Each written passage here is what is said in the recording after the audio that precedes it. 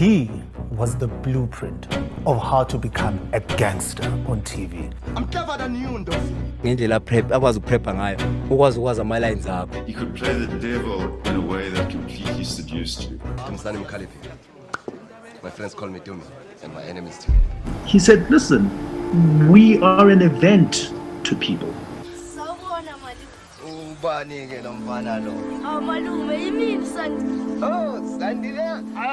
Mfana kamalume. I was diagnosed with kidney failure. I do dialysis 4 times a day. Now discharged Helen Joseph. It was a Thursday. On Friday, I told the call sheet that I'm working on Monday. As weak as I was, 7 weeks ngihlale esibhedlela, azange ngisho nix. Veteran actor Menzi Ngubane has passed away. He was 56 years old at the time of death. Into beyibalekile ukuthi mina ngiye lapha ngisebenze ngaye imali for bona, which is fine.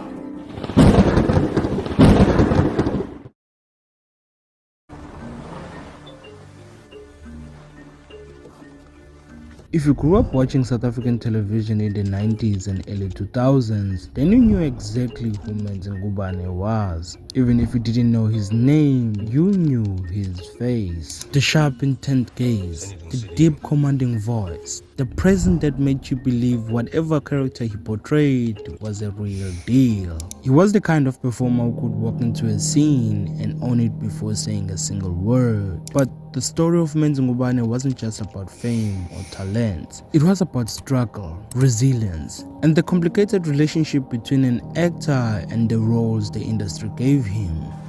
Picky mabelane, low jacking in Bezu Bubble Gum, mina ngingumazwi MAZWI. So David, ufuna ukhethe ukuthi uzolwa nobani phakathi kwami no Jack. If you win David, ngiphinde ngihluphe life in yakho. But if you lose, divorce uThoko, hambe uyojole next door. Because in many ways, Menzi Ngubane was a victim of his own brilliance, typecast, misunderstood, and through it all, he made sure that the public never saw him in his weak side. And later he found himself trapped in a system that refused to see him more than anything than the character he played.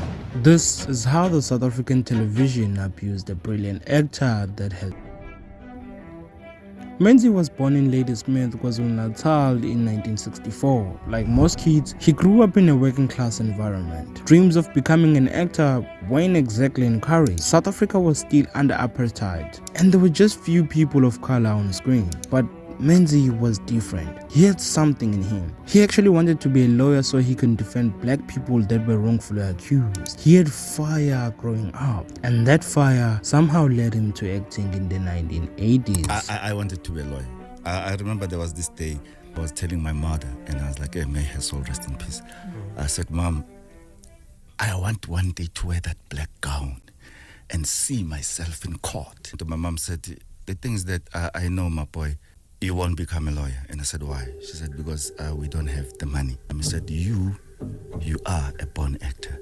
For his breakout role in television, Ngubane played Cijimpi in the Zulu drama series, which played on SABC 1 in 1987. The show followed Cijimpi as he hilariously negotiated life as a polygamous man, attempting to pay lobola for his two Ndebele wives despite experiencing financial difficulties. Now, back in the days, there were not that many TVs. Maybe in the community of 30 households, only 10 of those houses had them. So neighbors would pile up in these houses just to see their superstars on screens. And Menzi Ngubane happened to be one of those superstars. A year later, Menzi Ngubane landed the role of Mazwi in Ubambo Lwami. And trust me, that's when everything changed for him. If Explosive was personified as a character, it would be certainly Ngubane. Ngaki? 2. Good boy. Phela lesitoro lesi ndo say sihlekana. Kuhle ngoba uyazi unkoleta malini ndo sangithi. Right. Shayita fula ngizama uzovakasha la. Ayikho imali. Excuse. Akukho mali broke. Bank broke. Uzomhlanyela wena. Needless to say, countless scenes from his shows became an entire memes, which really bears the testament to the cultural impact that Ngubane had in the particular performance. Fast forward to 1999, South Africa was finding its feet in the new thing called democracy. For the first time, more black households had electricity. TVs were becoming the part of the furniture. And that came something powerful: representation. Seeing black faces on screen wasn't just entertainment, it was a revolution. It didn't matter if you were on a drama series, a music video, or just smiling in a toothpaste advert. If you were on TV, you were that guy. You were someone your neighbors could brag about. The show was set in a fictitious township, Substella High School, and follows the lives of both students and teachers as the school is terrorized by the violent dropouts and his friends. Ngubane played the role of Elliot, a charismatic teacher who is undeniable villains that make sexual advances towards his students. Kazlami was another production developed during South Africa's golden era of television. The show focused on life in the low-income suburb with themes such as love, sex, relationships, and betrayals. Ngubane played the role of Jerome, a class fellow with little regard for the most. This was perhaps his first true role as an actual true villain of the story. A year later, he starred on a film called In My Country alongside Samuel L. Jackson. Yeah, I know, you might don't know this film, although it had Samuel L. Jackson, who is the biggest Hollywood actor, but this movie became a flop. Now, because this movie had international cast members together with the studios, it was meant to bring his name to Hollywood. However, that didn't happen. Instead, the movie did not even perform that good. Dummy, so why is she crying and they're not? It's not a surprise to us, Langston. We did our crying years ago. In My Country is the film that delves into South Africa's Truth and Reconciliation Commission hearings. While the film's intentions were commendable, aiming to shed the light on a pivotal period in South African history, it received mixed reaction both locally and internationally. Critics pointed out the inclusion of romantic subplots between the main characters overshadowed the film's central theme of reconciliation. One review asked, "Is it a docudrama about South Africa's post-apartheid Truth and Reconciliation Commission hearings, or is it a love story?" The problem about the film is that it tries to be both. Another one stated, "The gripping material is giving short shrift into favor of routine melodrama, and a love story that has nearly nothing to do with what should be the crux of the story." Also, another one stated that there is a great material here and ample food for thought, but the presentation is lacking. Similarly, the Washington Post described the film as a formula romance, suggesting that the character portrays actually lacked credibility. Despite these critiques, the film did find appreciation among certain audiences, and that was because of its portrayal of TRC's efforts. However, specific details regarding its reception among South Africa's masses are limited. It's plausible that the local audience had varied reactions, influenced by personal connection to the TRC's work and the nation's journey towards healing. You make the subject get undressed.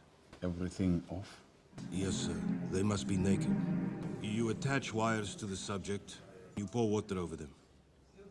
Water is a good conductor of electricity. He tied my genital parts. He! It was him! My body was turned to be completely useless. That which the machine took away from me. Man. He wants his manhood back. As much as that took a toll on him, the only chance he had to introduce himself to overseas audience, he also had some good opportunities waiting for him. On top of that, he was already playing on Generation The Legacy, which he joined back in 2003. He was playing a role of Spusiso Ngamla Dlomo, an arch rival to the Morocco's family. Ngubane's character brought incredible drama in the soapy. Till today, people still refer him as Spusiso Dlomo even years after the show. In 2011, he appeared on How to Steal 2 Million, which was a smash hit. Fast forward to 2016, he appeared on Aspire as Ngwenya, again taking a role of a villain, which somehow was a problem. For Menzi Ngubane, being typecast as a villain was like being trapped in a role he never auditioned for. But after a while, it wasn't just acting. It became a box he couldn't escape. Directors wanted the same intimidating presence, and the audience expected nothing less. The problem is that Menzi was more than a villain, but the industry kept him in shadows of crime lords and kingpins, never giving him the space to be a hero, the lover, or the dreamer. And for an actor with his talent, that wasn't just limiting, it was tragedy. He lived by the gun and dies by the gun. And he actually never showed how bad he feels about that to the public. The public loved the role he played, but he didn't like it the way the public did. However, that just changed in 2017. He got to put this gangster persona aside. In Ashes to Ashes, we saw another side of him we never thought we would see. He got a role of being an upstanding police officer, Detective Nkonzo. The show itself is about the business of funerals with wealthy names who are harboring a dark secret, and at the center of that plot, Menzi Ngubane stars alongside a number of his co-stars from Generation The Legacy in what it described as family reunion. Detective Nkonzo is this kind of a cop who doesn't take no bribes, nothing. He's a straightforward cop, goes by the book. He goes and investigates, come up with the answers. If there's the arrest that he has to make, he goes for it. Ngubane's final role is in the feature film called Red Cargo. The film was interrupted by COVID-19. He really fought to stay on top, but his body was telling him otherwise. On March 13, 2021, South Africa woke up to the heartbreaking news that Menzi Ngubane had passed away at the age of 56. Veteran actor Menzi Ngubane has passed away. He was 56 years old at the time of death. Between 2010 and 2015, he suffered from kidney failure, which resulted in him being placed on a recipients list, and ultimately he did receive a donor. His passing wasn't an easy thing to swallow. Clips of him complaining about being unfairly treated by the industry started circulating. He wasn't paid enough. He wasn't respected by the directors. He was being typecasted, and mostly they commanded him to act even though he was sick. Umfundi came to Helen Joseph as Ngubane ehamba no Frederick Stark behamba no Costa. When his health tried to take him down, his story is a reminder of what happens when talents made struggle, when brilliance comes at cost. Menzi Ngubane never got the full recognition he deserved while he was alive. But legends never really die. And for as long as South African television exists, Menzi Ngubane's name will always be spoken with respect. If there's one thing engayifunda mina kuba Menzi mfethu is that, you know, ukuthi there's nothing wrong ukwaka into beyond less kuyakhiwe la iphepheni. Engithi kwamina leo kind of mentorship kaBaba Ngubane, because Baba Ngubane mfethu I remember ngitshela ukuthi ndiyabona mina ndodana ungangiboni ngiprepared kanje, because I think sekenezwa ukuthi ngendlela prep akwazi ukuprepha ngayo ukwazi ama lines akho. I can speak primarily on Menzi. Yeah.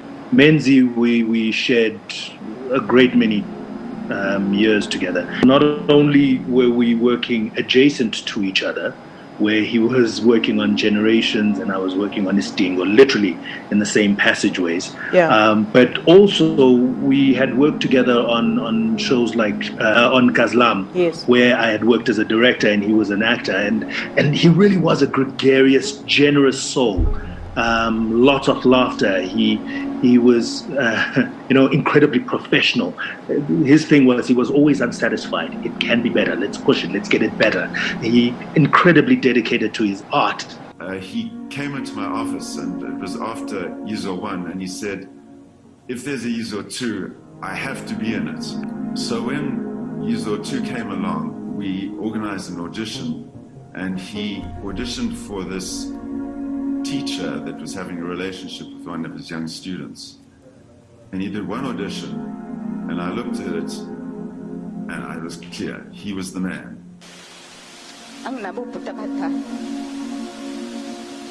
umenzi ubeyathi maye ngithakazelela